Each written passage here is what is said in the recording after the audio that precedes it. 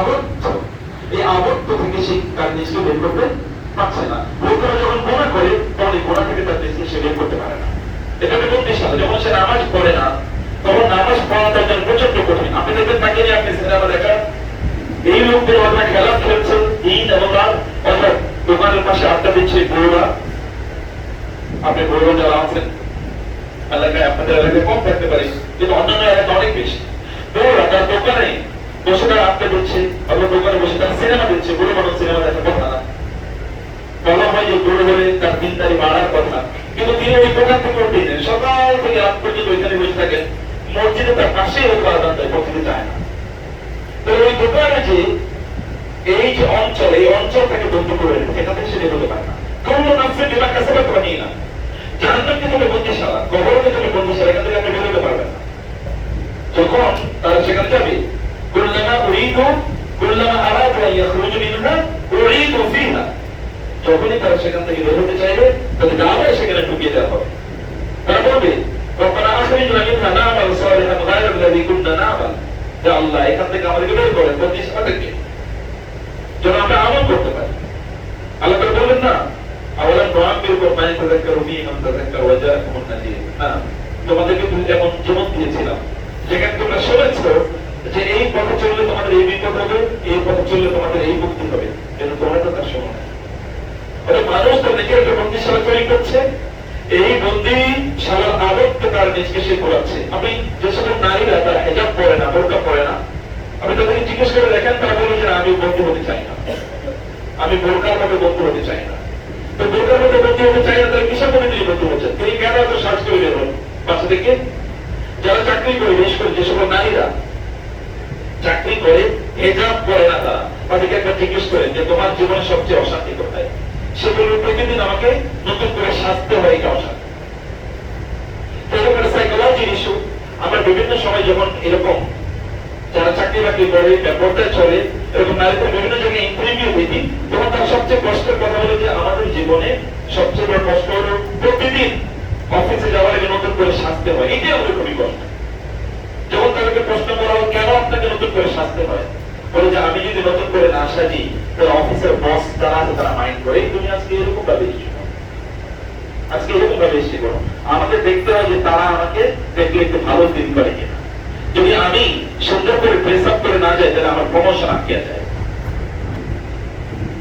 তাহলে আমার প্রমোশন আটকে যায়। আপনার বলেন যে বিভিন্ন প্রতিষ্ঠানগুলোতে রিসেপশনে যে নারীদেরকে রাখা হয়, কেন রিসেপশনে নারীদের কাজ কি?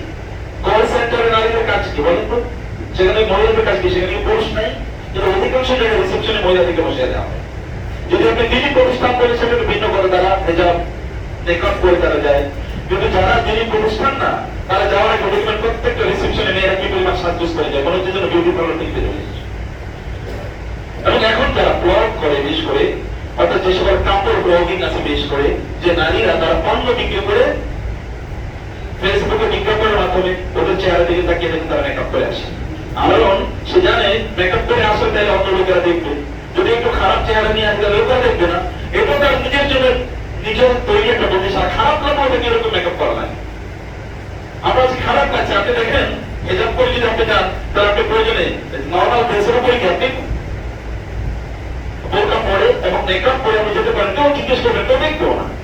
আপনি কিন্তু নিজকে বন্দিশালা যখন আপনি এইরকম মানুষের এক্সপেকটেশন ফিল আপ করতে যাবেন, তখন আপনি আপনার নিজের অজান্তে নিজের চারিদিকে এরকম একটা কি কারাগার আপনি তৈরি করলেন। ওই কারাগার থেকে আপনি বের হতেই পারছেন না।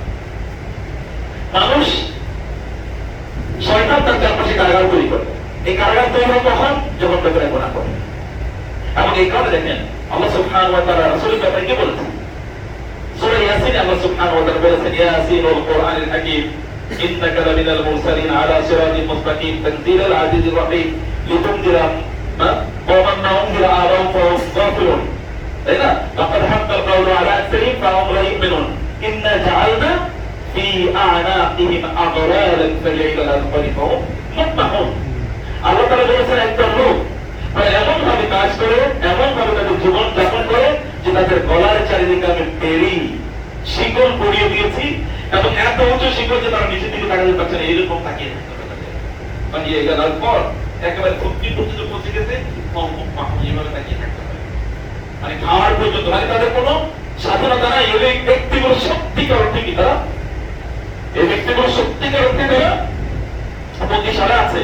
মুগীরা ইবনে শুবা রাদিয়াল্লাহু তাআলা আনহু, তাকে পাঠানো হলো রাসূলুল্লাহ সাল্লাল্লাহু আলাইহি ওয়াসাল্লাম পক্ষ থেকে, তাকে পাঠানো হচ্ছে চিঠি নিয়ে তৎকালীন পারস্যের সম্রাট এবং পারস্যের সেনাপতি রুস্তমের কাছে। রুস্তমের কাছে যখন লোকেরা যেতে হয় তখন খুবই মানে তাকে সম্মান করতে করতে যেতে হয়, মাথা নিচু করে যাওয়া লাগে, তাকে কোর্নিশ করে প্রণাম করে করে যেতে হয়। সেখানে জুতা নিয়ে যাওয়া যায় না, অস্ত্র নিয়ে যাওয়া যায় না, সব বাইরে নিয়ে যেতে হয়, সুন্দর জামা কাপড় নিয়ে যাওয়া লাগে। আপনি যদি বাংলাদেশের প্রেসিডেন্টের কাছে যেতে চান, আপনি কি একটা সাধারণ গেঞ্জি আর লুঙ্গি পরে যেতে পারবেন? বুঝেন এই কথা? আপনি কি এলাকার যিনি চেয়ারম্যান অথবা এমপি হলে তার সাথে কি আপনি দেখা করতে যেতে পারবেন লুঙ্গি পরে? না না, এখানে লুঙ্গি পরে আসতে হয়, এটা ব্যাপার আছে, এটা পরে আপনি আসতে পারবেন। তাহলে সেখানে আপনি রুস্তমের মতো এরকম বিশাল ক্ষমতা ধরনের শক্তি ধরে সেনাপতির কাছে এমনি দেখা করা যায় না। কিন্তু মুগীরা ইবনে শুবা রাসূলের সাহাবী রাদিয়াল্লাহু তাআলা আনহু, তিনি ওই রকম নরমাল করছেন, আরবদের যে নরমাল ড্রেস, নরমাল ড্রেসে তিনি ঢুকে। তো যখন তিনি আসতেছিলেন কর্মরা থেকে বাধা দিচ্ছিল, তিনি বলেন রুস্তম ইসলাম আবার দিয়ে ওদের কাছে দাও, তিনি গেলেন। যাওয়ার পরে রুস্তমের পাশের চেয়ারে তিনি জোর করে বসে গেলেন। এখন অন্যান্য তো তারা চিৎকার চেঁচামেচি করছে, এই আপনি এখানে কেন বসলেন, এখানে তো আমাদের সেনাপতির অনুমতি ছাড়া কেউ বসতে পারে না, ওই লেভেল কেউ না হলে বসতে পারে না। সবাই তাকে টেনে সেখান থেকে নামিয়ে দিচ্ছে। আর প্রত্যেকে এসে সেনাপতিকে নোটিশ করছে যে মহাশয় মাফ করে দিয়ে আমরা বুঝতে পারলেন যে এরকম এরকম করবে আপনি, মানে সবাই থেকে প্রণাম করছে, কেউ তার সাথে শ্রদ্ধা লুটিয়ে পড়ছে, কেউ মাথা ঝুঁকাচ্ছে, কেউ মাথা উঁচু করছে না, একেবারে এরকম নিচু দাঁড়িয়ে আছে। মুগীরা ইবনে শুবার এই ঘটনা কোথায় আসলাম, কোথায় আসলাম আমি? তোমরা এরকম করছো কেন? তোমরা কি কৃতদাস নাকি? তোমরা ওনার সামনে এরকম করছো কেন? আর তোমরা আমাকে এখান থেকে নামিয়ে দিচ্ছ কেন? তোমরা কি কৃতদাস? আমাকে কোথায় পাঠানো হলো? আমরা তো আরবে এরকম কাউকে কোনোদিন দেখি নাই, কারোর সামনে এরকম মাথা উঁচু করে রাখবো, কোনোদিন দেখি নাই। আমরা মাথা উঁচু করে থাকতাম, এমনকি আমাদের সন্তান যদি কোনো ভুল করতো তাহলে আমরা তার বিরুদ্ধে কি করতাম? বিদ্রোহ করতাম। তুমি কেন ভুল করলে?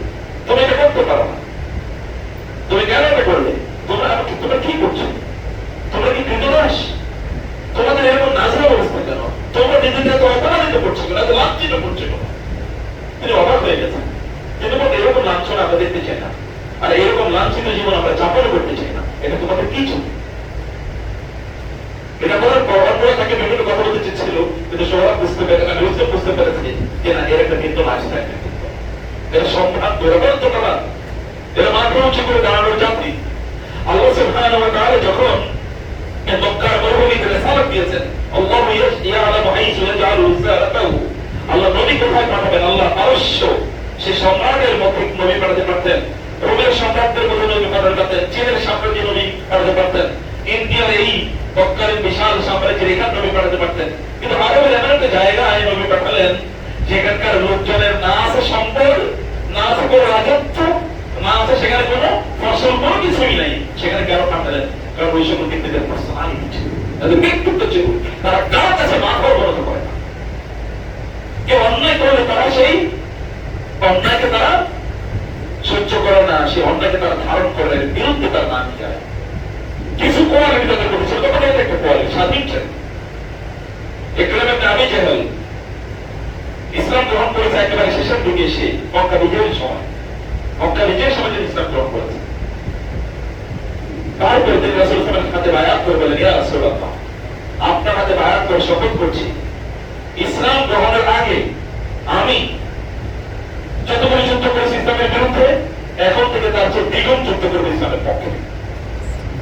অষ্টমীতে মুসলমান হয়েছে, ইয়া রাসূলুল্লাহ, ইসলাম গ্রহণের আগে আমি যত অর্থ ইসলামের বিরুদ্ধে ব্যয় করেছি, এখন থেকে তার দ্বিগুণ অর্থ ইসলামের পক্ষে দেয়।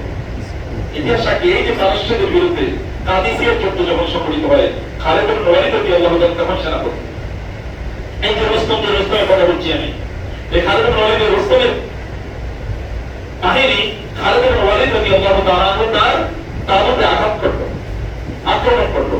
সেখানে তাবুতে ছিল ইকরামা ইবনে আবি জাহলের অঞ্চলে ছিল।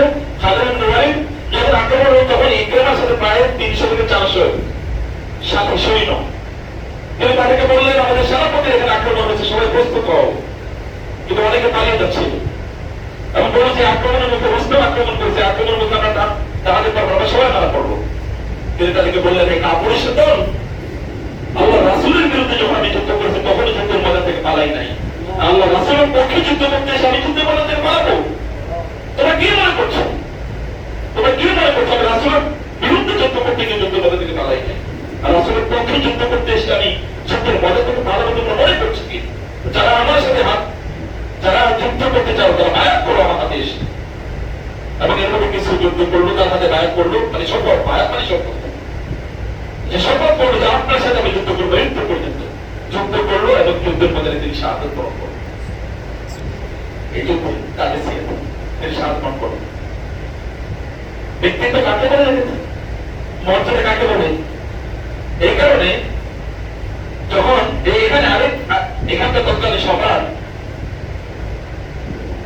এই সাসারিন বা বাইজান্তের মানে রোমানদের তৎকালীন মানে ইয়েদের পারস্যদের তৎকালীন সম্রাট খসরু পারভেজ তার নাম। খসরু পারভেজের কাছে রাসূলুল্লাহ সাল্লাল্লাহু আলাইহি ওয়াসাল্লাম একজন সাহাবী আসলেন, একজন সাহাবী তার নাম রাবিয়া, একজন সাহাবী তার কাছে আসলেন এবং একেবারে উৎকৃষ্ট খসরু জামা কাপড় নিয়ে, কিছুই নাই, জামা কাপড় এরকম কিছু নাই, না তলোয়ার এবং জুতা না, এটা পরার মতো জুতা না, এরকম একটা জুতা নিয়ে এসছে। মহান করে তার উঠে তার ঘোড়ার উপর চড়ে তিনি ভিতরে ঢুকে গেলেন খসরু পারভেজের কাছে। অন্যরা থামাতে চাইলো, খসরু পারভেজ বলে না, তাকে আসতে দাও, কি তুমি কি বলতে চাও? অন্যরা এসে তার কাছে কুর্নিশ করছে, মাথা অবনত করছে, সিজদা রুকিয়ে করছে, কারণ তৎকালীন পারস্যরা বা রোমান মানে ইরানীরা তারা তাদের সম্রাটদেরকে মনে করতো যে আল্লাহর প্রতিনিধি, আল্লাহর পক্ষ থেকে এরা দায়িত্বপ্রাপ্ত। অতএব আল্লাহ যেমন খ্রিস্টানরা মনে করে আল্লাহর সন্তান, এরা মনে করবে যে আল্লাহর স্পেশাল রিলেটিভ বা আল্লাহর পক্ষ থেকে স্পেশাল অ্যাসাইনমেন্ট পাওয়া। অতএব এদের এই রাজা বা সম্রাটদের উপাসনা করা মানে আল্লাহর উপাসনা করা, এটা তারা মনে করবে। এই কারণে তারা তাদের সম্রাটদের উপাসনা করতেছে যোদ্ধাদের। যেমন আমাদের দেশে খাজা বাবাদের বা বিশ্বাসের অনেকের সামনে চিন্তা দেয়, মনে করে আল্লাহর পক্ষ থেকে আগত স্পেশাল অ্যাসাইনমেন্ট প্রাপ্ত। বুঝতে পেরেছেন? তো তিনি গেলেন, তিনি গিয়ে তাকে জিজ্ঞেস করলেন তুমি কি বলতে চাও? বলে আল্লাহ সুবহানাহু ওয়া তাআলা আমাদেরকে পাঠিয়েছেন লিনুখরিজান নাস মিন ইবাদাতিল ইবাদ ইলা ইবাদাতিল ওয়াহিদিল কাহ্হার। আল্লাহ তাআলা আমাদেরকে পাঠিয়েছেন আমরা যেন মানুষকে মানুষের পূজা করা থেকে বের করে নিয়ে এসে এবং আল্লাহর ইবাদতের জন্য উদ্বুদ্ধ করতে পারে।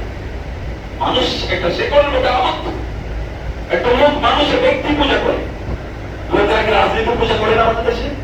ওই রাজনীতির দল সে যা বলেছে, রাজনীতির প্রধান যা বলেছে, অথবা ওই রাজনীতির আদর্শটা সে প্রয়োজনে জীবন দিয়ে দেবে রাজনীতির আদর্শের জন্য, আছে কিনা? যদি এই লোক ইসলামের পক্ষে নাই। আপনি শরিয়ার কথা বলে দেখেন, শরিয়া পালন করবেন কিনা, কিসের হবে শরিয়া? কিন্তু মানে ওই যে তাদের রাজনীতির নামে তাদের যে ধর্ম, ওইখান থেকে তারা এক চলে করবে না, ওর জন্য তার প্রয়োজন জীবন দেবে, তারা অর্থ ব্যয় করবে, সব তারা করবে, তো তারা আল্লাহর দ্বীনের জন্য তারা করবে না। কারণ ওর মধ্যে তারা কিন্তু সরকারকে ওই শিকলের মধ্যে আবদ্ধ করে রেখেছে। এটা কিন্তু একটা প্রিজন, এটাও একটা কি প্রিজন, প্রিজন মানুষের কারাগার, এটা একটা কারাগার। আল্লাহ বলছেন, আমি বলছি আল্লাহ সুবহানাহু বলছেন এরকম একটা কারাগার লোকেরা তাদের চারপাশে তৈরি করে ফেলে। এবং এই কারাগার তৈরি করে কখন? যখন লোকেরা গুনাহ করে, অপরাধের কারাগার আপনি আপনার নিজের চারপাশে তৈরি করে ফেলছেন। এখান থেকে কোরআন আল্লাহ সুবহানাহু বলছেন ওয়া আহাতা বিহিম সাইয়্যাতুহু, তাদের উপরে বলো, তাদেরকে চারিদিক থেকে ঘিরে রাখবে। এই কোরআন চারিদিক থেকে ঘিরে রাখার কারণে এই আবদ্ধ থেকে তারা একেবারেই বের হতে পারে না। সেটা সকল ক্ষেত্রে প্রযোজ্য, সেখানে চুরি চামারির ক্ষেত্রে প্রযোজ্য, সেখানে ডাকাতির ক্ষেত্রে প্রযোজ্য। আপনারা যারা ব্যবসা বাণিজ্য করেন, আপনি হারাম ব্যবসা ছাড়তে পারেন না, কারণ কি? কারণ আপনি কিন্তু শিকড়ের মধ্যে বলতে তৈরি করছেন না, এখানে এইখান থেকে আপনি বের হতেই পারছেন না। অনেকেই তারা খারাপ ব্যবসা করে, অনেকে এই যে দম দোকানদার বলবে তারা আপনার সিগারেট বিড়ি তামাক দ্রব্য বিক্রি করে। যদি বলেন যে এটা কেন বিক্রি করছে, এটা তো হারাম, বলে এখানে লাভ বেশি। আবার নামাজে পড়ে মসজিদ প্রথম কাটারও পাবে, এই যে শেকড় থেকে সেই বস্তি সারা থেকে সে বেরিয়ে যেতে পারছে। বিশ্ববিদ্যালয়ে ভর্তি হওয়ার পরেই ছাত্র তাদের বয়ফ্রেন্ড এবং গার্লফ্রেন্ডের কালচারে তারা ঢুকে যায়। এখান থেকে সে বের হতে পারে না, কারণ সে মনে করে আমার একটা বয়ফ্রেন্ড বা গার্লফ্রেন্ড থাকবে না, তাহলে অন্যরা বলবো। স্কুলের কথা বলছে, এখন কলেজ ইউনিভার্সিটি বহুত বড় কথা, স্কুলে এখন এটা হয়ে যাচ্ছে। স্কুলে যদি তার একটা না থাকে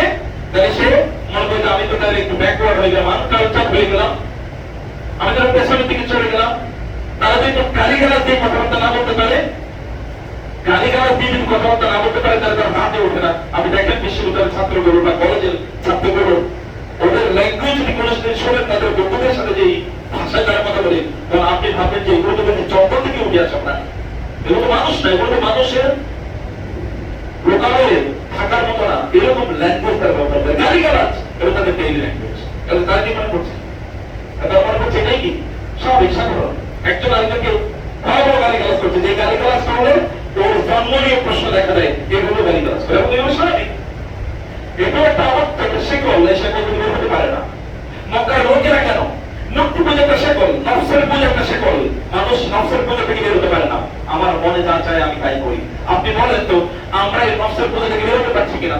শরিয়া কি বলে? আমরা কি তা একবার জিজ্ঞেস করেছি? আচ্ছা, কোরআন কি বলে? আপনার কোরআন জিজ্ঞেস করেছেন? বলেন, কোরআনকে আল্লাহ সুবহানাহু ওয়া তাআলা পাঠিয়েছেন। মুসলমানদের সবচেয়ে বড় প্রবলেম কোথায়? মুসলমানদের সবচেয়ে বড় প্রবলেম হলো তারা কোরআন থেকে বিচ্ছিন্ন হয়ে পড়েছে। তারা কোরআনকে মনে করে কেবল ঘোরাগালেই বৃদ্ধ বয়সে কেবল কোরআন ধরবো, তারা কেবল কোরআন ধরবো না। বৃদ্ধ বয়সে কেবল কোরআন ধরবো, তারা কি কোরআন ধরবো না।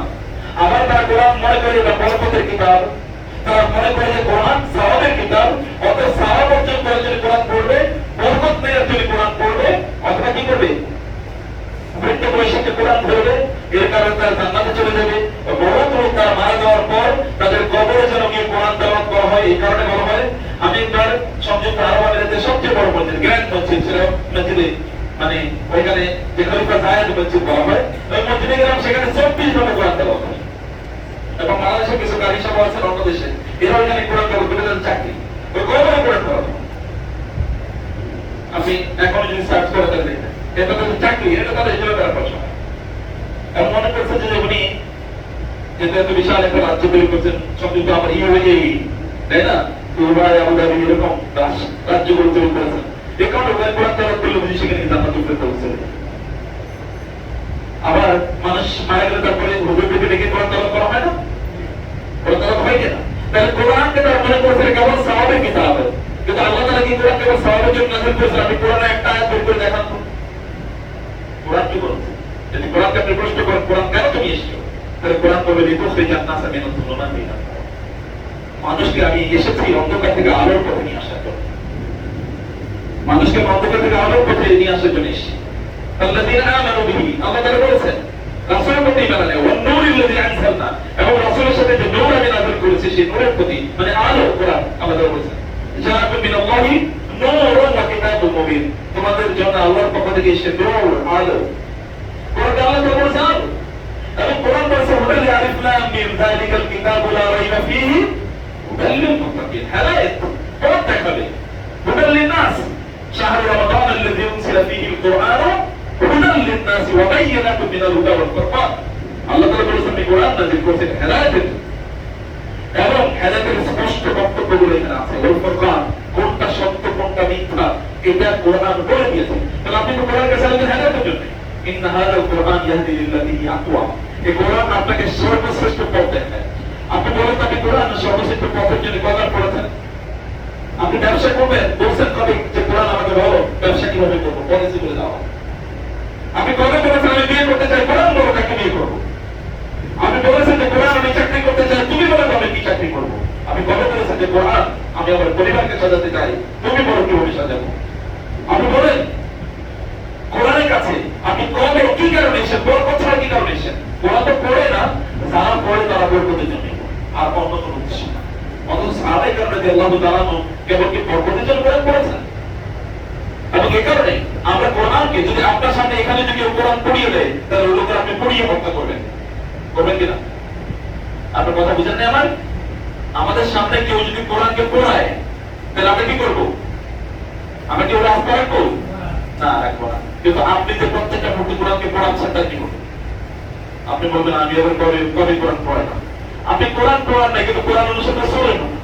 কোরআনকে আপনি বিশ্বাস করেন নাকি? আপনি বলেন তো আপনার রাষ্ট্রকে কোরআন দিয়ে চালাবে, বলেন তো দেখি এখানকার কয়জন লোক বলবে যে আমি আছি রাজি, আমি কোনো রাজনীতির তোমাদের তাল তালি না, আমি কোরআন অনুসারে রাষ্ট্র চালাতে চাই। বাংলাদেশে যদি এখন বলা হয় যে কোরআন অনুসারে রাষ্ট্র চলবে, কয়জন লোক সরকার পক্ষে থাকবে বলেন তো? কয়জন থাকবে? আপনি দেখেন না কয়জন থাকবে? আপনি দেখবেন কমপক্ষে 90%, 80 থেকে 90% লোক বলবে না আমি চাই না। রাষ্ট্র যারা পরিচালনা করেছে অথবা করবে এই সকল লোককে প্রকাশ্যে বলেন আমরা শরিয়া চাই না, শরিয়া আইনে আমরা চাই না, এগুলো বলে না তারা। কোরআন পড়ানোর চেয়ে কবে কত ছোট হলো, কোরআন পড়ালে তো লোক কাফের হয়ে যাবে না। কোরআন যদি কেউ পড়ায় তাহলে সে কাফের হবে না, সে কঠিন করে করতে পারে। আর এছাড়াও তো কোরআন তো পড়ানো যায়, যদি ধরেন আপনার একেবারে কি হয়ে গেছে, এটা ছিঁড়ে গেছে, তাহলে আপনি করবেন কি সেটা? ওসমান রাদিয়াল্লাহু আনহু কি করেছেন, যখন কোরআন কালেক্ট করেছেন তখন যে অংশগুলো ছিঁড়ে ফোটা ছিল এগুলো তিনি পুড়িয়ে দিয়েছেন, নাইলে করবেন কি? এটা মানে পায়ে দিচ্ছে তাই হয় আপনি মাটির নিচে খুঁজে রেখে দেবেন, অথবা সমুদ্রে ফেলে দেবেন, যেন কোথাও মাছের পেটে গেল বা ওরকম তো নাই, অথবা এগুলো আপনি পানির সাথে মিলে গেল, অথবা আপনি পুড়িয়ে দেবেন, এর বাইরে তো কোনো পদ্ধতি নাই।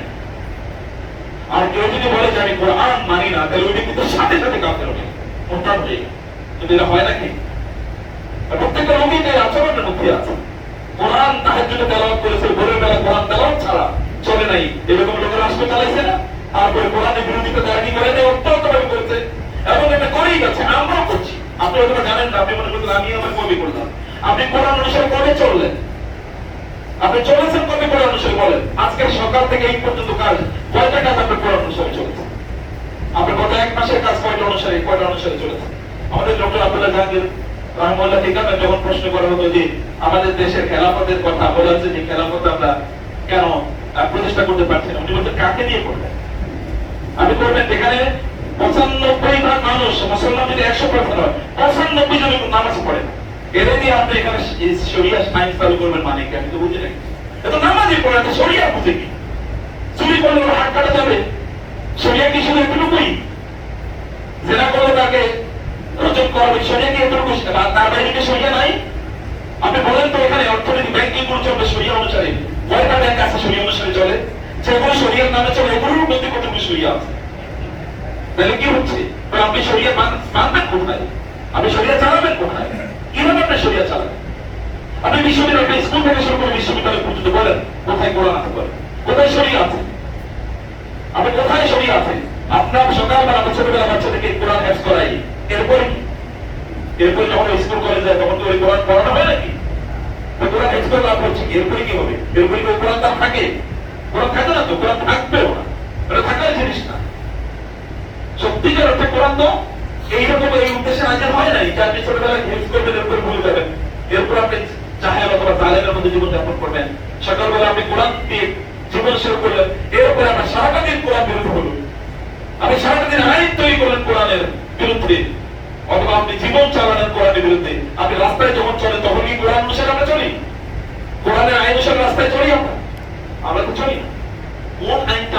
কোনটা আমরা কোরআন অনুসারে চলি? কোরআন তো নাই আমাদের, এটা আমাদের জন্য সবচেয়ে বড় ব্যর্থতা। আমরা কেবল কিছু ফেক জিনিস অথবা কিছু সুপারফিশিয়াল ভাষাবাদী জিনিস আমরা ধরে রেখেছি, কিন্তু গভীর মধ্যে আমরা ঢুকি নাই। কোরআন যখন আমরা ছেড়ে দিয়েছি তখন আমরা বলতে শিকড়ের মধ্যে আবদ্ধ হয়ে পড়েছি। আল্লাহ তাআলা তার রাসূলকে কেন পাঠিয়েছেন? আল্লাহ তাআলা সেগুলো বলেছেন সূরাতুল আনআম। আল্লাহ তাআলা বললেন সূরাতুল আরাফে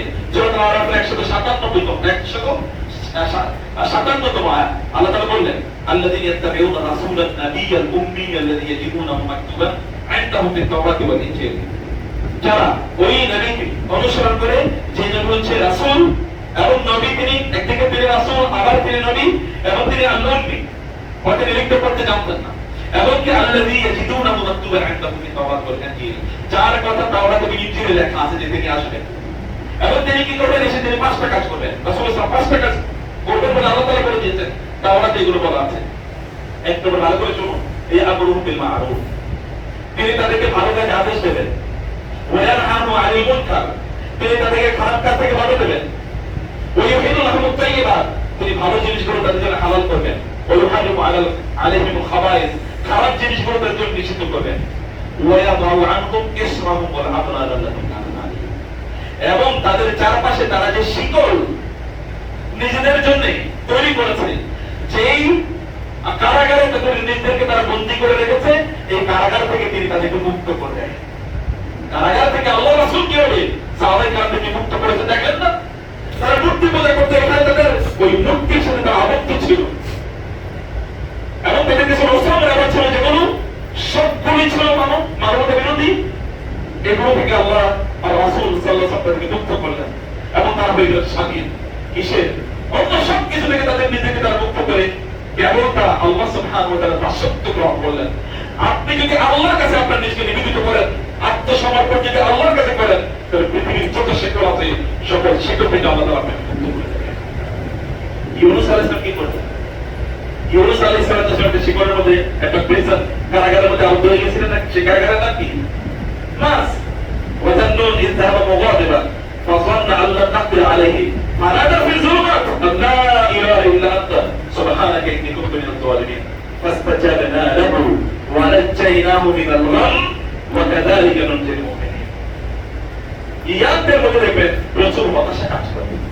হতাশা কাজ করে কেন? ইয়াদের চাকরি পেলাম না, ব্যবসা বাণিজ্য ভালো না, অথবা কি পড়াশোনা ভালো হয় না, ভালো ইউনিভার্সিটিতে পড়তে পারছি না, ভালো কলেজে চান্স পাই না, ভালো সাবজেক্ট পাই না, সমস্যার লেভেলের অবস্থা দেখবেন। এটা একটা বন্দিত্ব।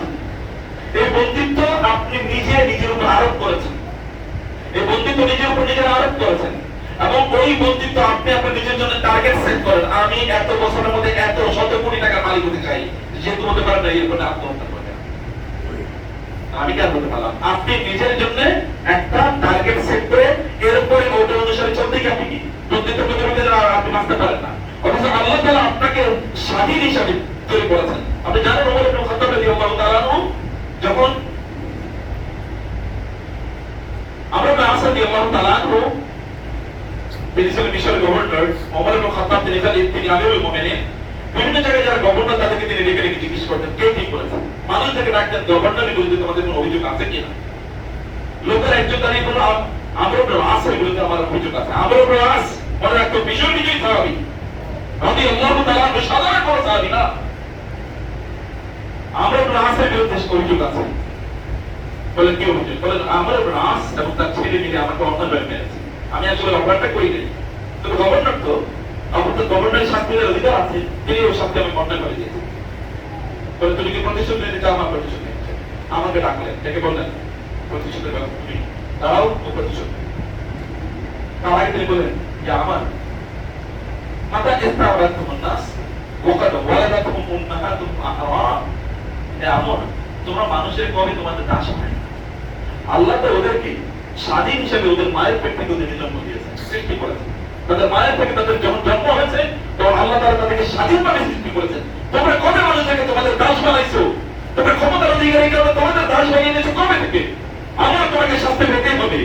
তিনি শাস্তির জন্য আমাকে দাঁড়া করালেন। তৎকালীন গভর্নর সাধারণ বিষয় না, একটা রাজ্যের গভর্নর মানে প্রাইম মিনিস্টার, তাকে দাঁড়া করালেন শাস্তি দেবেন ওই সাধারণ মানুষ। এরপরে উনি এসে বললেন আমি মাফ করে দিলাম, কিন্তু আমি বোঝাতে চাইলাম যে যদি গভর্নরও যদি কোনো অপরাধ করে তাহলে তারাও শাস্তির আওতামুক্ত তারা হবে না। আমিরুল মুমিনিন ওমর ইবনে খাত্তাব রাদিয়াল্লাহু তাআলা দেখেছেন কি মানুষ তৈরি করেছে। কেন এরকম মানুষ তৈরি হচ্ছে? কারণ তারা কারো কাছে তার জিম্মি ছিল না, তারা কেবল আত্মসমর্পণ করেছে কার কাছে? আল্লাহর কাছে। যদি আপনি আত্মসমর্পণ করেন সকল শিকল আল্লাহ তাআলা আপনাকে মুক্ত করে আপনাকে স্বাধীন বানিয়ে দেবেন। আপনি যদি লিখে অন্য কারো এক্সপেকটেশন অন্যকে কি চায় সেভাবে আমি চলতে চাই, ওর কাছে আপনার নিজের আপনি বিক্রি করে দিলেন। আপনার লজ্জা লাগে না? আল্লাহ আপনাকে স্বাধীন মানুষ হিসেবে সৃষ্টি করেছেন, মর্যাদাবান হিসেবে সৃষ্টি করেছেন। আল্লাহ ছাড়া কারো কাছে আত্মসমর্পণ করতে আপনার লজ্জা লাগে না? আপনার এই মাত্রা কত দামি। ওয়ারাফা'না লাকা যিকরাক ওয়ালাউ শি'না লারাফা'নাহু বিহা ওয়ালাউ শি'না লারাফা'নাহু বিহা। আমি যদি চাইতাম তাহলে আমার কাছে আত্মসমর্পণের কারণে ওদের মাথাগুলো সবার উপরে আমি তুলে ধরতে পারতাম, কিন্তু ওরা আমার কাছে আত্মসমর্পণ না করে যেহেতু মানুষের কাছে আত্মসমর্পণ করছে, তার নিজের কিছু ফলস ডিজায়ার এক্সপেকটেশন আছে, এদেরকে তারা আত্মসমর্পণ করছে। যেমন আপনার জীবনে ঘটে নেই কিছু, তাতে কি হয়েছে? আল্লাহ তাআলা আপনার জন্য কি কল্যাণকর করবেন সেটা আপনি জানেন। এটা আপনারা জানেন। ডক্টর আবু জাকারিয়া ভাই সেদিন একটা গল্প বলেছেন অসাধারণ। আপনাদেরকে গল্পটা বলি। তিনি কোন একটা আলোচক তিনি বলেছেন যে তাদেরই কোন একজন প্রথম কথা বলেছেন, তাদের ইউনিভার্সিটিতে পড়তো একসাথে, বলেছে ওইখানে তার পরপর 6টা সন্তান হয়েছে। প্রথম সন্তান যখন হয়েছে তখন ওই প্রথম সন্তান তিনি বাড়ি এসে দেখেন ওর গায়ে কি তাবিজ লাগা। তো উনি বলেছেন যে তো উনি এসে দেখেন যে তাবিজ লাগা, উনি বলছেন তাবিজ লাগানো শিরক। বলছে ও তো বিভিন্ন অসুখ কিনে দেওয়ার পরে ভালো হয়ে গেছে। বলে না ও ভালো হোক না হোক তাতে আমি কিছুতে আসা, তো তাবিজ লাগানো শিরক আমি ফেলে দিই। এটা ফেলে দিয়েছেন, সন্তানটা মারা গেছে। কয়েকদিন পরে আবার একটা সন্তান এসে আবারও তাবিজ লাগাইছে। উনি এসে আবার থেকে আবার তাবিজ কি ছেড়ে ফেলে দিয়েছে। এরপর কয়েকদিন পর আবার ওই সন্তানটা মারা গেছে। এরকম পরপর 6জন সন্তান তার মারা গেছে। তো তিনি তাবিজ লাগাতে দেন, 6 সন্তানে মারা গেছে। এরপরে তার এমন সন্তান হয়েছে যে সন্তানের ঘরের সন্তানগুলো দুনিয়া জোড়া খ্যাতি অর্জন করেছে। সুবহানাল্লাহ। আল্লাহ তাআলা তাদেরকে দ্বীনের জন্য কবুল করে। আল্লাহ সুবহানাহু ওয়া তাআলা যখন আপনার জন্য কি ব্যবস্থা করে রেখেছেন এটা আপনি জানেন না, এটা প্ল্যান কার? আল্লাহ। আল্লাহ। আপনার আল্লাহর প্ল্যানের উপর আপনার কি বিশ্বাস নাই?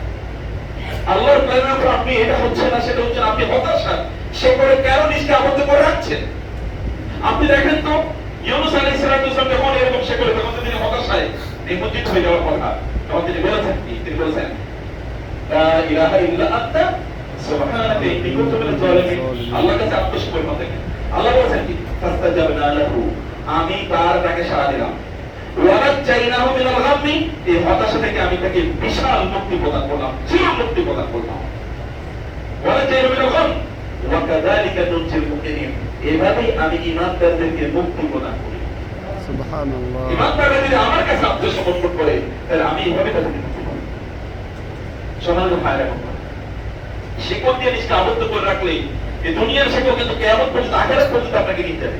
কবরের শিকলের কথা চিন্তা করে দেখেন, যখন কোন একজন ব্যক্তি মারা যায় তখন কবর তাকে চারিদিক থেকে কি সঙ্গীন হয়ে তাকে চাপ দিতে আসে, চাপ দিতে আসবে। যদি সে লোক খারাপ হয় আর যদি লোকটা ভালো হয় তখন তার জন্য কবরটা এরকম প্রশস্ত করে দেওয়া হয়, যতদূর পর্যন্ত চোখ যায় ততদূর পর্যন্ত তার জন্য কবরটাকে প্রশস্ত করে দেওয়া হয়। আদারওয়াইজ একেবারে সে কবর একটা কারাগার, ছোট্ট কারাগার। এই কারাগারে তখন তাকে বন্দি করে রাখা হয়। এরপরে জাহান্নামের অবস্থা কি? কারাগার। কিন্তু জান্নাতের অবস্থা কি জানেন? জান্নাতের ব্যাপারে ইয়াতাবাওয়াউ মিনাল জান্নাতি হাইসু নাতাবাওয়াউ মিনাল জান্নাতি হাইসু নাশা ফানি'মা আজরুল আমিল, সূরাতুল জুমার আল্লাহ বলেছেন না, যখন জান্নাতে যারা যাবে ওয়া ক্বালু আলহামদুলিল্লাহিল্লাযী সাদাকানা ওয়া'দা ওয়া আওরাসানা আল-আরদা নাতাবাওয়াউ মিনাল জান্নাতি হাইসু নাশা। জান্নাতে কোনো বন্দিশালা নেই, যেহেতু কেবল 1000-2000 স্কয়ার ফিটের একটা ফ্ল্যাট, এর বাইরে আপনি যেতে পারেন না, এরকম না। জান্নাতে যাওয়ার পর আপনি বলবেন না আমাদেরকে আল্লাহ তাআলা আমাদেরকে জান্নাতে এত বিশাল দুনিয়া, আল্লাহ মানে পৃথিবী, এত বিশাল পৃথিবীর মালিক বানিয়েছেন।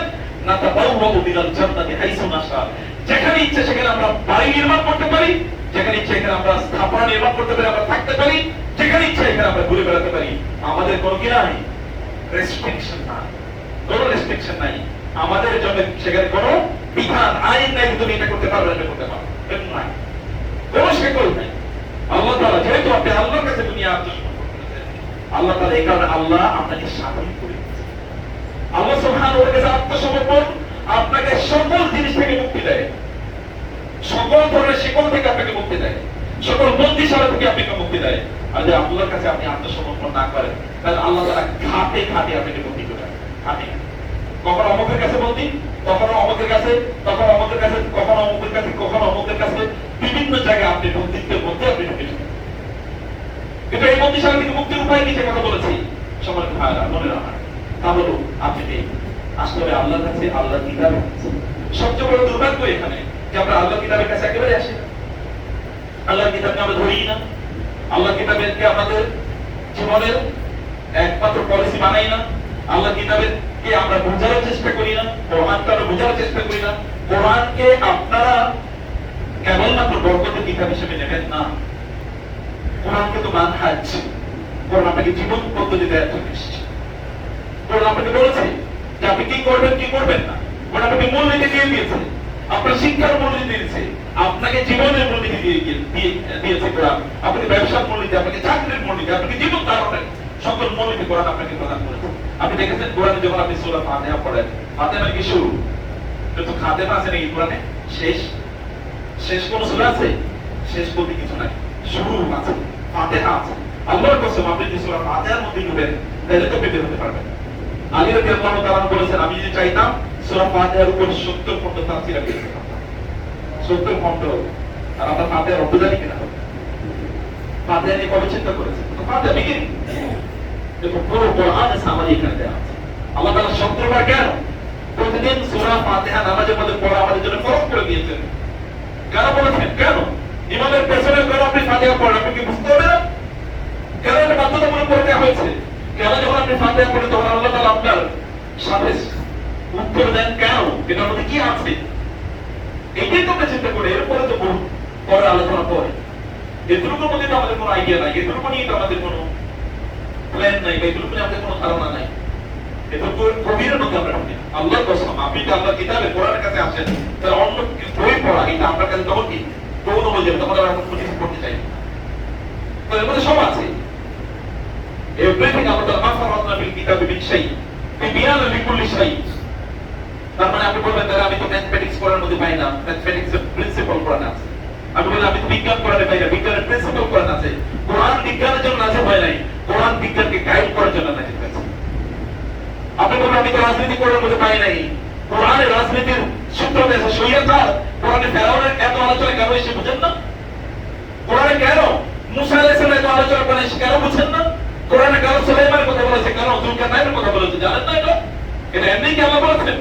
কোরআনের গল্পের মধ্যে আপনার জীবন আছে, আপনার জীবনের পদ্ধতি আছে, প্রণালী আছে। যুদ্ধক্ষেত্রে সারা পৃথিবীতে মুসলমানরা কেন মার খায়? কোরআনকে জিজ্ঞেস করে দেখেন কোরআন বলে কিনা, দেখেন কোরআন বলে কিনা। কোরআনে আল্লাহ সুবহানাহু ওয়া তাআলা বলেছেন যে যখন এমন যদি হয় যে ওয়াইম্মা তাখাফান্না মিনহুম খিয়ানাতান ফাবতিজ ইলাইহিম আলা সাওয়া, যদি এরকম হয় যে যারা শত্রু তাদের বিরুদ্ধে আপনি মনে করেন যে ওরা কোনোভাবে সামান্য একটু আতঙ্ক আশঙ্কা করেন যে এরা কোনোভাবে চুক্তি লঙ্ঘন করবে, এরা কোনোভাবে আপনাদের উপর আক্রমণ করবে, তাহলে আপনি সমানভাবে প্রত্যুত্তর প্রদান করেন, চুপ করে থাকবেন না।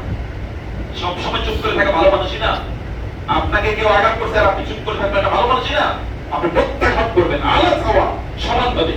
কিন্তু যদি এমন হয় যে আপনি তাদের যে শক্তিতে দুর্বল, তাহলে আল্লাহ কি বলেছেন ওয়া আইতু লাহুম মাসতাতা'তুম মিন কুওয়াতিন ওয়া মিন রিবাতিল খায়রি তুরহিবুনা বিহি আদুওয়াল্লাহি ওয়া আদুওয়াকুম ওয়া আখারিনা মিন দুনিহিম লা তা'লামুনহুম আল্লাহু ইয়া'লামুহুম মা তুনফিকু মিন শাইইন মিন খায়রি ওয়া মা তুনফিকু মিন খায়রিন ফি সাবিলিল্লাহি ইউওয়াফা ইলাইকুম ওয়া আনতুম লা তুযলামুন। আল্লাহ তাআলা বলেছেন এরপরে যে আপনি তো সমানভাবে তাদের সাথে তারা যেমন আঘাত করেছে প্রত্যাঘাত করেছেন, আপনি সমানভাবে প্রস্তুত থাকবেন।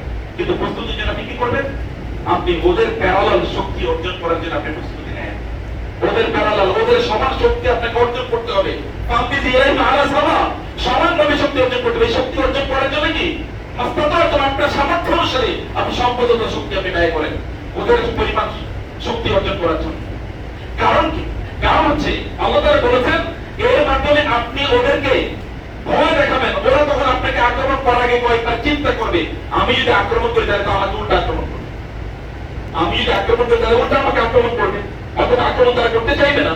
সমানভাবে আপনি শক্তি অর্জন করুন। ফর এক্সাম্পল আপনি দেখেন এখন গাজার কথা আমরা বারবার বলছি, গাজায় ওরা শেষ করে দিচ্ছি। মুসলমানদের দেশগুলো, আশেপাশের দেশগুলো যদি ওই রকম শক্তি থাকতো, সামরিক শক্তি থাকতো, তাহলে কেউ আক্রমণ করতে পারতো? আপনার কি মনে হয় আক্রমণ করে? আপনি বাংলাদেশ, পাকিস্তান, ইন্ডিয়ার যুদ্ধের অবস্থা দেখেন। যখন যুদ্ধ হলো পাকিস্তান তো ইন্ডিয়া থেকে কত ছোট, শক্তির দিক থেকে এমনকি অর্থনৈতিক দিক থেকে কত ছোট, মানসিক দিক থেকে কত ছোট, কিন্তু মিলিটারি পাওয়ার কারো চেয়ে কারো কম না। ওরা আগেই বুঝছে আমাদের অস্তিত্বের জন্য আমাদের মিলিটারি পাওয়ার বাড়াতে হবে। এরা একদম দোকান আছে, ওরা একদম দোকান আছে। দেখেন এরা কয়েকবার মারার আগে 10 বার চিন্তা করে মারবো কিনা, কারণ মারলেই তো আবার উল্টা মারে। গত 2 দিন আগে দেখেছেন না ওই যে পানি কিন্তু বাঁধ ইয়ে করে দিয়েছে, নুন দিয়ে বাঁধ ভেঙে দিয়েছে। কারণ ওই পানি পাকিস্তানে বন্যা হচ্ছে, পানি আটকে পাকিস্তানে এখানে কেরাচিতে বাঁধ দিয়েছে, আমাদের যেরকম ফারাক্কা বাঁধ। এই কয়েকদিন পর পর আমাদের বন্যা প্লাবনে তারা ইয়ে করে দেয়। ওরা বন্ধের উপরে উড়িয়ে দিয়েছে, এরা কিছু বলার সাহস পায় না। কারণ এর আগে কয়েকদিন আগে যুদ্ধ হয়ে কেমন রাস্তার উপর হয়েছে তারা দেখেছে। ভাই this is the order of Allah. এটা আল্লাহর কথা, এটা আমার কথা না। সূরা তাওবা পড়েন ভালো করে, দেখেন কি বলছেন আল্লাহ তাআলা। আল্লাহ বলেছেন এরকম তুমি সমান তুরহিবুনা বিহি, তুমি তার মানে আদুউল্লাহি ওয়া আদুউকুম, আল্লাহর শত্রু এবং তোমাদের শত্রুদেরকে তোমরা এর মাধ্যমে ভয় দেখাও। ব্যালেন্স অফ পাওয়ার তোমাদের তৈরি করতে হবে। তাহলে ব্যালেন্স তৈরি না করে তুমি হাজারে হাজারে মার খাবা, লক্ষে লক্ষে তুমি মার খাবা, কিচ্ছু করতে পারবে না। এরা 1 লক্ষের মতো লোক গাজাতে হত্যা করা হয়েছে। পৃথিবী কিছু বলছে? কিছু বলে না। আমরা এখনো ভিক্ষা করি ওয়েস্টের কাছে, পশ্চিমাদের কাছে, একটু তোমরা কিছু বলো। ভিক্ষুকের জাতিতে পরিণত হচ্ছে গোটা মুসলিম উম্মাহ। অথবা এই গোটা মুসলিম উম্মাহ গোটা পৃথিবীকে 12 বছর পর্যন্ত নেতৃত্ব দিয়েছে। দেখেন না এখানে মোহাম্মদ বিন কাসেমের কারণে এই ছোট্ট ইয়ামের 17-18 বছরের মোহাম্মদ বিন কাসেম যখন এই ইয়েতে আক্রমণ করে ইন্ডিয়ান সাবকন্টিনেন্ট ইন্ডিয়াতে, তখন পৃথিবী আসো ওইখানকার মানে তৎকালে সেখানকার রাজপুতরা ওরা কিভাবে পালিয়ে গেছে দেখেন না। এবং আপনি দেখেন না মোহাম্মদ বিন গনি, মোহাম্মদ সুলতান গাজনবী, সুলতান মানে এরপরে আপনার ইন্দিরা মোহাম্মদ বিন বখতিয়ার খিলজির কাছে ওরা কিভাবে পরাজিত হয়েছে দেখেন না। মিলিটারি পাওয়ার মুসলমানদের। তাই মুসলমানদের কি হবে তখন বলছে, দেখেন চিন্তা করে একটা খবর নেন, খালিদ ইবনে ওয়ালিদের কতটা প্রয়োজন আছে দেখেন। এখন প্রয়োজন আছে আপনি একেবারে মানে মরা মানুষের মতো করে আপনি চলবেন, এরপরে অন্যরা আপনাকে হত্যা করবে, এরপরে আপনি মনে করবেন যে এমনি আল্লাহর পক্ষ থেকে আপনাকে সাহায্য সে আল্লাহ তাআলা মুক্ত করে দেবেন, ভাসিয়ে দেবেন। আল্লাহর সুন্নত এখানে আল্লাহ বলছেন তুমি শক্তি অর্জন করো। আল্লাহ নির্দেশটা তোমাকে এমন পাওয়ার অর্জন করতে, কারণ কি তোমরা তাদেরকে কেমন তাদেরকে যারা সামনে আছে তাদেরকে ভয় দেখাবে না। ওয়া খারিনা মিন দুনি, আল্লাহ বলেছেন ভালো করে আসলে কি আয়াতটা পড়বেন, ওয়া খারিনা মিন দুনিহিম লা তা'লামুনা আল্লাহু ইয়ালামু। এরপরেও আজকে যদি তোমরা সমান শক্তি অর্জন করো, তাহলে যারা তোমাদের সাথে যুদ্ধ করতে এসে কেবল ওরাই তোমাদেরকে ভয় পাবে না, এদের পরবর্তী প্রজন্মগুলো তার সন্তান সন্ততি পর্যন্ত ভয়ে তটস্থ থাকবে তোমাদেরকে আক্রমণ করার জন্য। তোমরা তাদেরকে চেনো না, তার কারণ তাদের এখনো জন্ম হয় নাই। আল্লাহ জানেন যে কারা তোমাদের ভয়ে তটস্থ থাকে, আতঙ্কিত থাকে। গোটা পৃথিবী কেন মুসলমানদেরকে, আপনি দেখেন ইসলামকে কেন গোটা পৃথিবী শত্রু বানাইছে? কেন তারা মনে করছে ইসলাম তাদের জন্য শত্রু? অন্য কোনো দর্শককে তারা শত্রু মনে করে নেই। কারণ কি? হয়তো তারা চায়নাকে তারা মনে করে শত্রু, এটা এই কারণে চায়নার অর্থনীতি আছে, কিন্তু অন্য কোনো কারণ না। কারণ চায়নার সভ্যতা আমেরিকার ইউরোপের সভ্যতা একই, ওরাও মদ খায় এরাও মদ খায়, ওরাও জুয়া খেলে এরাও জুয়া, ওরাও দুনিয়ার পেছনে দৌড়াচ্ছে এরাও দুনিয়ার পেছনে দৌড়াতে চাই। কিন্তু ওদের চেয়ে এদের অর্থনীতি পাওয়ার বেশি হয়ে যাচ্ছে, এটা তাদের কনসার্নের কারণ। কিন্তু মুসলমানদের অর্থনীতির কারণে মুসলমানদের এরা ভয় পায় এরকম না, কারণ তারা জানে ওয়েস্টের যে দর্শন, মানুষের যে দর্শন তৈরি করেছে, এই দর্শনকে কেবলমাত্র চ্যালেঞ্জ করতে পারে, বিরোধিতা করতে পারে, প্রতিস্থাপন করতে পারে একটাই মাত্র সভ্যতা হলো ইসলাম। আর কেউ যদি গোটা সভ্যতা গোটা মানব জাতি ধ্বংস হয়ে যায়, মানব জাতিকে নতুন করে বিনির্মাণ করার মাত্র শক্তি আছে কেবল কার? ইসলামের। এই কারণে ইসলামকে প্রতিপক্ষ হিসেবে নিয়েছে। আপনাদের কাছে এত বড় প্রপার্টি আছে, তারপরে কেন আমরা পারি না? পারি না কারণ হচ্ছে আমাদের আল্লাহ যে সুন্নাহ, আল্লাহ যে নিজাম, এই নিজাম তো আমরা রক্ষা করি না, এই নিজাম তো আমরা গ্রহণ করি না। নিজাম যদি আমরা রক্ষা করতাম, নিজাম যদি আমরা ধারণ করতাম, তাহলে আমরা তাহলে অন্যরা আমাদেরকে দেখে ভয় পেত। যেমন আমাদের পূর্বপুরুষ থেকে দেখে ওরা ভয় পেয়েছে, যেমন আমাদের পূর্বপুরুষ থেকে দেখে তারা ভয় পেয়েছে। ওমর রাদিয়াল্লাহু তাআলা খেলাফতের কালে সিরিয়াতে কোন লোক অন্য কোন শত্রু ঢোকার আগে চিন্তা করতো ওমরের এলাকায় ঢুকবো, ওমরের স্পাইরা নিশ্চয়ই আমাদের ধরে নিয়ে যাবে, ওমরের স্পাইরা ধরে নিয়ে যাবে। রাসূলুল্লাহ সাল্লাল্লাহু আলাইহি ওয়াসাল্লাম যখন বদরের যুদ্ধ হয়, তখন আবু সুফিয়ানের বাহিনী মক্কা থেকে সিরিয়া থেকে ফিরে আসছে কি আসে নাই, এটা জানার জন্য রাসূল সাল্লাল্লাহু আলাইহি ওয়াসাল্লাম ইন্টেলিজেন্স গ্রুপ ব্যবহার করেছেন। এই কিসের র আর কিসের মোসাদ আর কিসের আপনার সিআইএ, এই হচ্ছে স্ট্রং ইন্টেলিজেন্স, মানে গোয়েন্দা বাহিনী রাসূল সাল্লাল্লাহু আলাইহি ওয়াসাল্লাম করেছে। এই বাহিনী রাসূল সাল্লাল্লাহু আলাইহি ওয়াসাল্লাম বলে দিত ওরা আক্রমণ করতে আসছে, ওরা এই দিক দিয়ে যাচ্ছে, সেটা সেই দিক দিয়ে যাচ্ছে, আপনাদের কই ছিল? এরপর আপনার আহতাশ করবেন, ওই যারা হয়ে এরপর আল্লাহ বললেন এই চলে এরপর আয়াত ওই যারা হয়ে ইসলাম বিপদে আক্রান্ত কথাবার্তা ভালো। এরপরে যদি আপনি সমান ক্ষমতা অর্জন করতে পারেন, তখন ওরা বাধ্য হবে আপনাদের কাছে আত্মসমর্পণ করে এসে বলবে আপনাদের কাছে আমি কি চাই? শান্তি চাই, নিরাপত্তা চাই, সালাম সালাম, নিরাপত্তা নিরাপত্তা চুক্তি করতে আসবে। এখন দেখেন আমরা ভিক্ষা করতেছি যে তোমরা একটু আমাদের সাথে সন্ধি চুক্তি করো, নিরাপত্তা চুক্তি করো। সম্মানিত ভাইরা, সম্মানিত কোরআন আপনাকে সব কিছু বলে দেয়, এমন কোন দিক নাই, কোরআন পড়েই দেখেন এমন কোন দিক নাই যেটা আপনাকে কোরআন বলে দেয়। কোরআন আল্লাহ সুবহানাহু ওয়া তাআলা কিয়ামত পর্যন্ত মুসলমানদের কাছে সবচেয়ে বড় সেই শক্তি হচ্ছে কোরআন, এবং এই কারণে দিন বিকৃত হবে না। কোরআন মানে কোরআনের ব্যাখ্যা হাদিস। আপনি যেটাকে অস্বীকার করছেন না, মানে কোরআন এবং হাদিস আলাদা করার কিছু নাই। কোরআন এবং হাদিস, কোরআনের ব্যাখ্যা হলো হাদিস, ব্যাখ্যা রাসূলুল্লাহ কিভাবে কোরআনকে তার জীবনে বাস্তবায়ন করেছেন সেটা হলো হাদিস বা সুন্নাহ। অতএব এটার কাছে আপনাকে আসতে হবে, আপনাকে পড়তে হবে, আপনি গভীরে ঢুকতে হবে, আপনি এখানে সময় দেওয়া লাগে। এবং এখানকার দর্শন কি এটা বুঝতে হবে। আপনি রাজনীতি পড়েছেন, আপনি পলিটিক্যাল সায়েন্স, আপনি আব্রাহাম লিঙ্কন রাজনীতি পড়েন, কিন্তু আল্লাহ রাসূলের খেলাফত অথবা আল্লাহ যে খেলাফতের কথা বলেছেন নিজাউল ফিল আরদি খলিফা, আমি জমিনে খেলাফতের জন্য লোক তৈরি করেছি, সেই খেলাফতের ব্যাপারে আমি জানি। আমাদেরকে গতকাল জিজ্ঞেস করা হয়েছে লাইভে যে বাংলাদেশে যদি একটা খেলাফত প্রতিষ্ঠিত হয় তাহলে কেমন হবে এটা। আমি বললাম সরি, আমাদের এরকম কোন গ্রুপে কেমন তৈরি করা আমি জানি। আর একটা বলেছেন যে এইরকম ভাবে রাষ্ট্র পরিচালনা করার জন্য এইরকম এরকম সিস্টেম, এই সিস্টেম আমরা ডেভেলপ করি নাই, বলতে পারিনি আমরা। দেখেন আব্রাহাম লিঙ্কনের জিনিস কিন্তু আমাদের সামনে সব স্পষ্ট করে আছে, তাই না? সব কিন্তু আমাদের কাছে স্পষ্ট করে আছে সম্মানিত ভাইরা। অতএব আমাদেরকে অবশ্যই যে কাজটা আমাদের করা দরকার তা হলো দিনকে ভালো করে বোঝা, দিনের গভীরে ঢোকা। দিনের গভীরে ঢোকার জন্য আপনাকে কোরআন ছাড়া কোনো উপায় নেই। আপনাকে অবশ্যই কোরআনের কাছেই যেতে হবে তেলের গভীরে ঢোকার জন্য। কোরআন আল্লাহ সুবহানাহু ওয়া তাআলা বলে দিয়েছেন কিতাবুন আনসালনাহু ইলাইকা মুবারাকুন লিয়াদাব্বারু আয়াতিহি। আয়াতগুলো যেন তারা গভীরভাবে চিন্তা করে। আল্লাহর কসম, কোন মানুষ যদি কোরআন এর কাছে না আসে, কোরআন যদি তারা ডিফাই করে, ডিনাই করে, বা কোরআন যদি সাইড লাইনে রাখে, তাহলে তার শরীরের অঙ্গ প্রত্যঙ্গগুলো পর্যন্ত তার সাথে বিক্রয় করবে। وجعلنا لكم سمعا وابصارا وافئده فما اغنى عنهم سمعهم ولا ابصارهم وافئده من شيء اذ كانوا يجحدون بآياتنا। দেখেন আল্লাহ কি বলছে? আল্লাহ বলছেন আমি ওদেরকে চোখ দিয়েছিলাম এবং আমি ওদেরকে কান দিয়েছিলাম, ওদেরকে অন্তর দিয়েছিলাম, যেন এগুলি তারা দেখে, শুনে এবং বুঝে। কিন্তু তাদের চোখ, তাদের কান এবং তাদের অন্তর তাদের কোনো কাজে লাগে নাই, কারণ তারা আল্লাহর আয়াতগুলোকে অস্বীকার করেছিল, কোরআনের কাছে তারা আসে নাই, কোরআনকে তারা ডিনাই করেছে। এখন ওর শরীরের অঙ্গ প্রত্যঙ্গ সাথে বিক্রি করেছে। ওর জন্য যেটা কল্যাণ করে এটা বলে দেয়, উল্টাটা বলেছে। মানুষ মদ খায় কিভাবে? মদ তো জানে তার জন্য ক্ষতি করে। মানুষ জোয়া করে কিভাবে? জোয়া জানে তারা ক্ষতি করে। আমেরিকার রাজ্যগুলো জুড়ে আপনি মানুষ রাস্তায় মানে ট্রাঙ্কের মাথা হয়ে পড়ে থাকে দিনের প্রতি রাতের কথা, অথচ পৃথিবীকে ওরা নাকি নিয়ন্ত্রণ করবে। সেখানকার জুয়ার ক্যাসিনোগুলোতে, ক্যাসিনোগুলোর চারপাশে রিহ্যাবিলিটেশন সেন্টার। রিহ্যাবিলিটেশন সেন্টার মানে কি? অর্থাৎ ওই যে কি বলে এটাকে, পুনর্বাসন কেন্দ্র। পুনর্বাসন কেন্দ্র এখানে সব ক্যাসিনো মানে জুয়ার বাড়ি, জুয়ার আসরগুলোর চারপাশে কেবল রিহ্যাবিলিটেশন সেন্টার এবং আপনার মেডিকেল সেন্টার, ক্লিনিক এগুলো ভর্তি। কারণ কি জানেন? কারণ যে জুয়া খেলার পর যে হার্ট অ্যাটাক করবে, হার্ট অ্যাটাক করলে ওর চিকিৎসা করতে হবে। এই জুয়ার যে মালিক, যে ঘরে জুয়ার ঘরে যে মালিক, ক্যাসিনো মালিক, ও নিজেই কি করছে? একটা হাসপাতাল বানায়, সেখানে ফ্রি চিকিৎসা। কারণ ওর লোকের টাকা তো কি করেছে?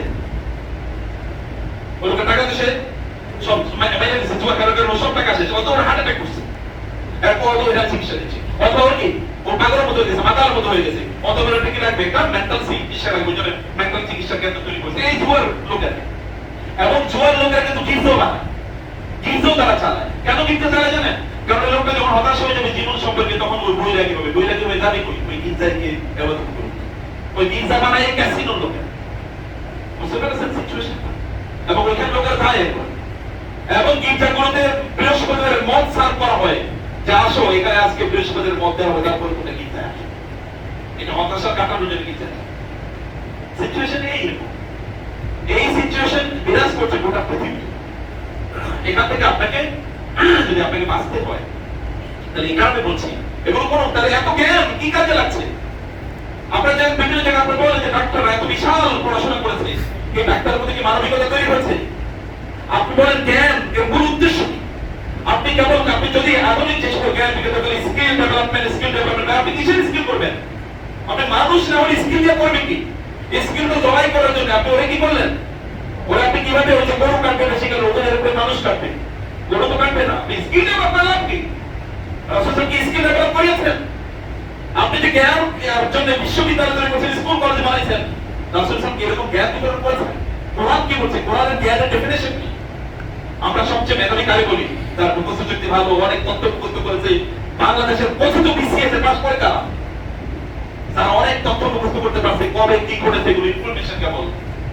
প্রজ্ঞাওয়ালা লোকের আল্লাহ তারা জ্ঞানের চেয়ে বেশি বলছেন উইজডম আর হিকমা, প্রজ্ঞা। আল্লাহ বলছেন হিকমা, প্রজ্ঞার কথা। এবং আল্লাহ তাআলা বলছেন রুশদ। ইসলামের জ্ঞানের ফিলোসফি হচ্ছে রুশদ। আপনাকে ভালো মানুষ বানাবে। কোন পথে চললে আপনি সত্যের পথে থাকবেন, কোন পথে চললে মিথ্যা, এটা ইসলামের শিক্ষা ব্যবস্থা আপনাকে শেখায়। এই কারণে এই মরুভূমির লোক হলো যারা এর আগে জাহিলিয়াতের মধ্যে ছিল, 23 বছরের মাথায় তারা এমন মানুষে পরিণত হয়েছে, কিয়ামতের আগ পর্যন্ত এইরকম ভালো মানুষ এই পৃথিবীতে আর কোনোদিন আসবে না। মাত্র 23 বছর। 23 বছর কি সবাই মুসলমান ছিলেন শুরুতেই? পরের দিকে তো গিয়ে মুসলমান হয়ে কি এমন কাজ আল্লাহ রাসূল করে, তার হাতে কি এমন পাওয়ার ছিল যে পাওয়ার কারণে এরকম ট্রান্সফরমেশন হয়েছে। ট্রান্সফরমেশনের পাওয়ার হলো কোরআন। এই কোরআনের পাওয়ার হচ্ছে ট্রান্সফরমার।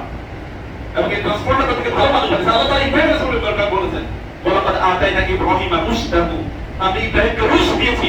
ইব্রাহিম কোন বিশ্ববিদ্যালয়ে পড়েন নাই, আলাইহিস সালাম তিনি কোন বিশ্ববিদ্যালয়ে পড়েন নাই, তিনি আল্লাহর দেয়া বিশ্ববিদ্যালয়, ওই বিশ্ববিদ্যালয়ে তিনি পড়েছেন। এবং এই কারণে উম্মার কেবল পিতা তাকে বানান নাই, বরং সকল নবীদের পিতা তিনি তাকে বানিয়েছেন। তিনি তাকে মানুষ জাতির নেতা বানান। কারণ কি? বলে আল্লাহর কাছে আত্মসমর্পণ, তার তওয়াসসুল হচ্ছে নিত্য। আল্লাহ কাছে আমি তাকে রুশ দিয়েছি। আর খোলাফায়ে রাশেদ আমরা বলি, খোলাফায়ে আলেমা বলি না, খোলাফায়ে আকেরা বলি না, খোলাফায়ে তাকিয়া বলি না। খুব মেধাবী বুদ্ধিমান, এখন মেধাবীদের প্রমোট করা হচ্ছে, ও খুবই মেধাবী। তুমি মেধাবী দিয়ে তোমার মেধাবী দিয়ে আমি কি করবো? তুমি তো মেধা দিয়ে চুরি করবা, তুমি তো মেধাবী মেধা হলে দিয়ে ডাকাতি করবা। এই দেশে যারা চুরি ডাকাতি করে এরা কি রিক্সাওয়ালা? এরা কি সাধারণ খ্যাত মজুর? সবচেয়ে বেশি শিক্ষিত গরুই দেখেন সবচেয়ে বড় চুর। কারণ ওই শিক্ষাটাকে মানুষ বানায় না। যে শিক্ষা মানুষ বানায় এই শিক্ষিত আপনি করবেন। আপনার সন্তান করে প্রচুর পরিমাণ পড়াশোনা করেছে, এরপরে বাবা মার জন্য দোয়া করার জন্য রব্বে হামুমা কামা রব্বায়ানি সগীরা বসে, এরপরও আপনার জুয়া অথবা মদ ইত্যাদির প্রতি আসক্ত হয়ে গেছে, জেনারেল বিচার নিয়ে চলে, ওর কাছে এগুলো ডাল ভাত এগুলো কোনো কিছুই না। তার মানে হচ্ছে আপনি তাকে মানুষ বানাতে পারেন নাই, অথচ আল্লাহ তাআলা তাকে মানুষ হিসেবে বানিয়েছেন, মানুষ হিসেবে সৃষ্টি করেছেন। কোরআনের সকল আলোচনা বিষয়বস্তু মানুষকে মানুষ বানায়। মানুষের মানসিক যে প্রবলেম, মনস্তাত্ত্বিক প্রবলেম, ওগুলো সমাধান করে কোরআন। কোরআন বলেছে মানুষের কি কি প্রবলেম। মানুষ জাউলা, জালুমা, মানুয়া, কাতুয়া, কানুতা, দঈফা, এগুলো বলেছে না কোরআন। মানুষ এরকম এরকম, মানুষ জালেম, মানুষ জাহেল, মানুষ অসৎ, মানুষ দুর্বল, অথবা মানুষ কি বিদ্রোহী, অথবা মানুষ হতাশ, এরকম কোরআন বলেছে। মানুষ ভালো পেলে যদি সম্পদ পায় তাহলে সে কি মানুষকে দিতে চায় না, আর যদি সে না পায় তাহলে সে হতাশ হয়ে যায়, এরকম কোরআন বলেছে না। এগুলো সমাধান করছে। মানুষ এর মধ্যে অহংকার আছে, পেলেই সে অহংকার করে, কোরআন এগুলো সমাধান করেছে। এগুলো ভালো মানুষ মানে। কোরআন পড় না, তুমি মুখস্থ করো, তাহলে তুমি অনেক বুদ্ধিমান হবা, তাহলে ভালো চাকরি করবা, বিশ্ববিদ্যালয়ে ভর্তি হবে, ভালো চাকরি করবে। কোন সাবজেক্ট পড়লে ভালো চাকরি পাওয়া যায়, তো ভালো মানুষ হওয়া যায় কোন সাবজেক্ট পড়লে, এটা না। সেখানে ফ্রান্সিস ফুকায়ামা অথবা নেতসি অথবা হেগেল ইত্যাদি তাদের ফিলোসফি পড়ানো হয়, কোরআনের ফিলোসফি কোথাও পড়ানো হয় মুসলমানদের দেশে। আপনি কিসের ইসলামের কথা বলেন?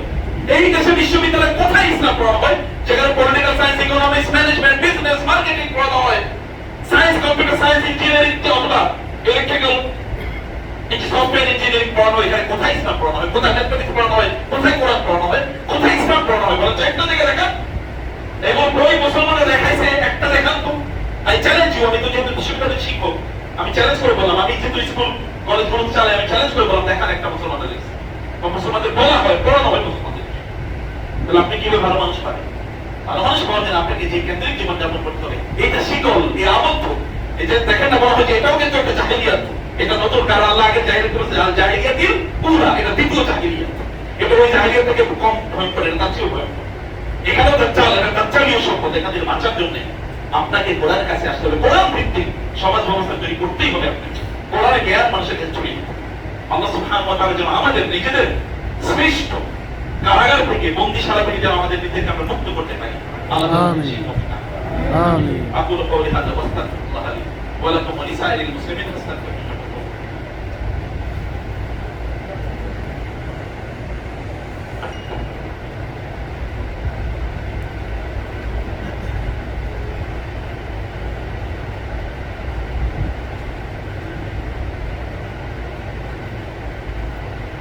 إن الحمد لله والصلاة والسلام على رسول الله وعلى آله وأصحابه ومن والاه. أعوذ بالله من الشيطان الرجيم. بسم الله الرحمن الرحيم. إن الله وملائكته يصلون على النبي يا أيها الذين آمنوا صلوا عليه وسلموا تسليما. اللهم صل على محمد وعلى آل محمد كما صليت على إبراهيم وعلى آل إبراهيم إنك حميد مجيد. اللهم بارك على محمد وعلى آل محمد كما باركت على إبراهيم وعلى آل إبراهيم إنك حميد مجيد. الله تعالى رسول الله بولছেন ولو تقول علينا بعض الأقاويل لأخذنا منه باليمين ثم لقطعنا منه الوتين. আমি তিনি যদি আমার ব্যাপারে বানিয়ে কোনো কথা বলতেন, আমি বলেছি বলে, অথবা আমি কোনো আইন পেলে, এই আইন যদি বানাতেন তিনি, তাহলে আমি তার জিহ্বা টেনে ছেড়ে দিতাম। আমি তার জিহ্বা কি করতাম? টেনে ছেড়ে দিতাম। আমরা তা কবুল করি কিনা বলেন? আল্লাহ দেন না আইন, এই আইন অনুসারে সমাজ চলে না? চলে কিনা? আল্লাহ দেন না আইন, এই আইন অনুসারে ব্যবসা চলে কিনা? চলে। আল্লাহ দেন না আইন, এই আইন অনুসারে শিক্ষক বিদ্যালয়গুলো, শিক্ষা প্রতিষ্ঠানগুলো চলে কিনা? আল্লাহ আইন দেন, এই আইন অনুসারে আল্লাহ দেন না আইন, কিন্তু আমরা নিজেরা বানাইছি আইন সমিতি, ব্যবসা প্রতিষ্ঠান, ব্যবসা বাণিজ্য চলে না, ব্যাংকিং চলে না, সব চলে। এটা তাও ভুল। আল্লাহ বলেছেন, আমি রাসূলের ব্যাপারে বলেছেন, আমি তার জিহ্বা টেনে ছেড়ে দিলাম। আযাদনা মিন বিয়ামিন সুবহানাল্লাহ ওয়া তাআলা মিন ওয়াতিন, ওয়াতিন আমি জিহ্বা টেনে ছেড়ে দিলাম। আর আল্লাহ জিহ্বা টেনে গাওয়া হয় ওয়াতিন, এটা আমি টেনে ছেড়ে দিলাম। এটা কত বড় ধমক! আর ওই ধমক আমরা সহ্য করে নিচ্ছি প্রত্যেকটা মুহূর্তে। কিন্তু আমরা একেবারে কি দিলাম? আমরা একেবারে মানে নির্জীবের মতো আছি, নির্বিকার আছি। আমাদের মধ্যে কোনো চেতনা নাই, অনুভূতি নেই। মনটা চেতনাকে দিয়ে দিয়ে, কিন্তু বলে এটাকে অ্যানেস্থেসিয়া দিয়ে আমাদেরকে অজ্ঞান করে রাখা হয়েছে। আসলে আস্থা দিয়ে দেওয়া হয়েছে, সেটা হলো সেকুলারিজম। সেটা হচ্ছে দুনিয়া থেকে, এই দুনিয়া কেবল দুনিয়া চাই, দুনিয়া চাই, দুনিয়া সকাল থেকে রাত পর্যন্ত কেবল দুনিয়ার পেছনে দৌড়া। পড়াশোনা, চাকরি বাকরি, কাজ করবো, সেটাও সব দুনিয়ার জন্য, কিন্তু এর বাইরে কোনো কিছু নেই। এটা শিখো, দুনিয়া শিখো আমরা আবদ্ধ। রাসূল সাল্লাল্লাহু আলাইহি ওয়াসাল্লাম বলেছেন, এই দুনিয়াকে আল্লাহ তাআলা কি দিয়ে, খুব মজার জিনিস দিয়ে সাজিয়ে রেখেছেন, আর জান্নাতকে আল্লাহ তাআলা কি দিয়ে সাজিয়ে রেখেছেন, খুবই কষ্টের জিনিস। আমরা একটা করতে চাই, মজা মজা, ফুর্তি ফুর্তি, ফুর্তি করো, ফুর্তি করো, সকাল থেকে রাত পর্যন্ত কেবল ফুর্তি ইত্যাদি নিয়ে আসা। রাষ্ট্র এখানে অর্থ নেই, অন্য কোথাও বক্তব্য না, এইসব বন্ধ, কিন্তু অন্যগুলো সব চলছে, তাই না? প্রিয় ভাইরা, চলুন এবার আমাদের নিজের প্রভাষণ, আমরা নিজে কোরআনের কোরআন হাতে রাখি, এটা উপরে রাখতে দিন, পড়েন, কত অনুবাদ কয়েকবার পড়েন, বুঝেন কি বলছে আল্লাহ। আল্লাহকে বলেন, আল্লাহ তুমি আমাকে বুঝার তৌফিক দাও, আল্লাহকে বলেন, এবং এভাবে যেন চলতে পারি, সে তৌফিক আল্লাহর কাছে কামনা করি। আল্লাহ সুবহানাহু ওয়া তাআলার কাছে প্রজ্ঞা কামনা করি। আল্লাহ সুবহানাহু ওয়া তাআলা প্রজ্ঞাকে ভালোবাসেন। গোটা পৃথিবীর জ্ঞান প্রচুর পরিমাণ, কিন্তু গোটা পৃথিবী অন্ধকার। আচ্ছা, প্রজ্ঞা আল্লাহ যেন প্রজ্ঞা আমাকে দেয়, এই প্রজ্ঞা আর রুশদ যেন আল্লাহ তাআলা আমাকে দেয়। আল্লাহ তাআলার কাছে আমরা সেই তৌফিক, আল্লাহ তুমি আমাদেরকে প্রজ্ঞা দিয়ে ভরপুর করে দাও। আমাকে তুমি ভালো মানুষ বানাও, আমরা তোমার বান্দা হতে চাই, আমরা কেবল আখিরাতের শিক্ষণীমুখী হতে চাই, আমরা কেবল তোমার কাছে আত্মসমর্পণ করতে চাই। আমাদের এই মস্তকটাকে কেবল তোমার কাছে আত্মসমর্পণের জন্য উপযুক্ত করে দেওয়া, এবং আমাদের অন্তর থেকে অন্য সব কিছুর ভালোবাসা সব দূর করে দেওয়া। আল্লাহ আমরা যেন শয়তানের শেকলে বন্দী না হই, আল্লাহ সেভাবে তুমি আমাদেরকে রক্ষা করো, আল্লাহ তুমি আমাদেরকে মুক্তি দান করো, তুমি আমাদেরকে মুক্তি দান করো। হাসবুনাল্লাহু ওয়া নি'মাল ওয়াকিল, নি'মাল মাওলা ওয়া নি'মাল নাসির। হাসবুনাল্লাহু ওয়া নি'মাল ওয়াকিল, নি'মাল মাওলা ওয়া নি'মাল নাসির। আল্লাহ গোটা পৃথিবীর মধ্যে আমরা পার করছে, আল্লাহ তুমি মুসলমানদেরকে মুক্তি প্রদান করো, মুসলমানকে শক্তি প্রদান করো। যারা মুসলমানদের নেতৃবৃন্দ আছে আল্লাহ, তাদেরকে তুমি সহি বুঝ দান করো, তাদেরকে সত্যিকার উম্মার প্রতি ভালোবাসা তাদেরকে দান করো। এই দুনিয়ার প্রীতি এগুলো থেকে তুমি আমাদের সবাইকে রক্ষা করো। আল্লাহ আমরা আখিরাত থেকে জীবন যাপন করতে পারি সেই তৌফিক দান করো। তুমি আমাদেরকে সত্য পথ হওয়ার তৌফিক দান করো, আমাদেরকে মিথ্যা থেকে বেঁচে থাকার তৌফিক দান করো। আল্লাহ মুসলমানকে তুমি মুক্তি প্রদান করো। যেখানে যারা জিহাদ করছেন আল্লাহ তুমি তাদের জিহাদকে কবুল করে নাও এবং শক্তিশালী করে দাও। আল্লাহ যেখানে যারা নিপীড়িত আছে, নির্যাতিত আছে, তাদেরকে তুমি মুক্তি প্রদান করো। আল্লাহ তুমি আমাদের সবাইকে নির্যাতন করো, এই মসজিদকে তুমি কবুল করো। তোমার ঘরের উন্নয়নের দায়িত্ব তুমি নিয়ে নাও। তোমার এমন বান্দাদেরকে প্রস্তুত করে দাও যারা এটাকে উন্নয়নের দায়িত্ব নেবে। তুমি গায়েবে খাজিনা থেকে তুমি আমাদেরকে মাদদ দাও। এমন বান্দাদেরকে তুমি এর জন্য নিয়োজিত করে যাদেরকে হয়তো আমরাও তুমি তো তাদেরকে জানো, তাদেরকে তুমি এর প্রতি তাদের আন্তরিকতা, ভালোবাসা, মনোযোগ তুমি সৃষ্টি করে দাও, তাদের দৃষ্টিকে এদিকে তুমি আকর্ষিত করে দাও। ربنا هب لنا من ازواجنا وذرياتنا قرة اعين واجعلنا للمتقين اماما. اللهم ارنا الحق حقا وارزقنا اتباعه وارنا الباطل باطلا وارزقنا اجتنابه يا رب العالمين. عباد الله رحمكم الله، ان الله يامر بالعدل والاحسان وايتاء ذي القربى وينهى عن الفحشاء والمنكر والبغي يعظكم لعلكم تذكرون. فاذكروني